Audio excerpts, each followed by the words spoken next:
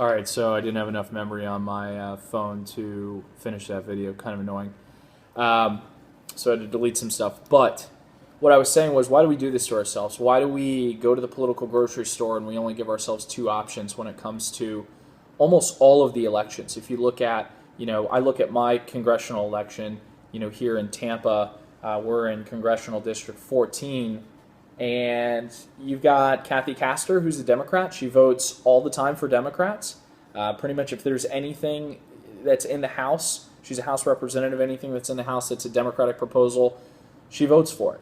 If it's a Republican, she votes against it, and then she ran against a Republican. And that was the only choice we had. So I feel like Americans are sitting here thinking to themselves, well, naturally, it's very natural when we see things to say, well, which do I identify with?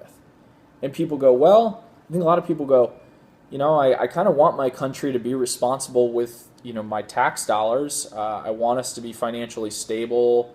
I think we should, spend money responsibly, just like I have to do at home with my kids and my family. So I kind of maybe support the Republicans there.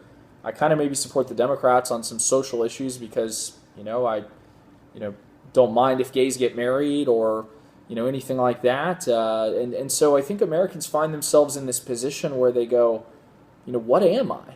And I think nowadays, probably 60 to 65% of Americans are not represented by either party. And it's evidenced here in the fact that 45% of people are now identifying as independents. And I think that's the move that we have to go towards. If we're going to really start to change the system, the entire system, what the people can do is they can register as independents. Now, there are some cases where the Democrats and the Republicans have certain rules set up for voting. So, for example, I'm an independent, but I'm currently registered as a Republican because I want to vote in the Republican primary.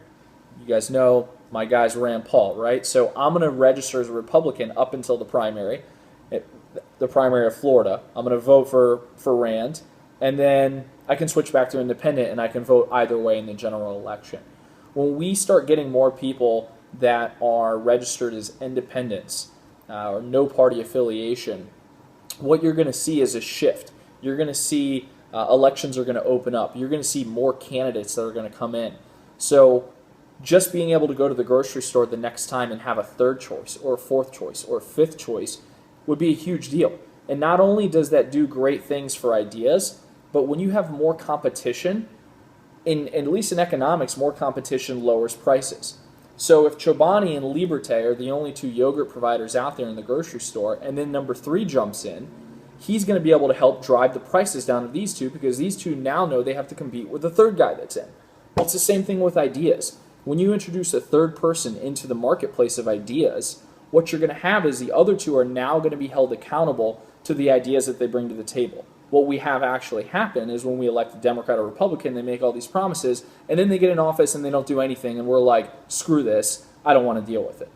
So we need people to start registering as independent. We need a lot more people participating in politics, and I think if we do this, we're going to see a much better landscape for elections. We're going to see a much better landscape for voters, and we're going to see a lot of things that are going to change in America for the better. So hopefully you guys enjoyed that. Please leave your comments and thoughts, and I'll post some links in the articles. Have a awesome Friday coming up. See ya.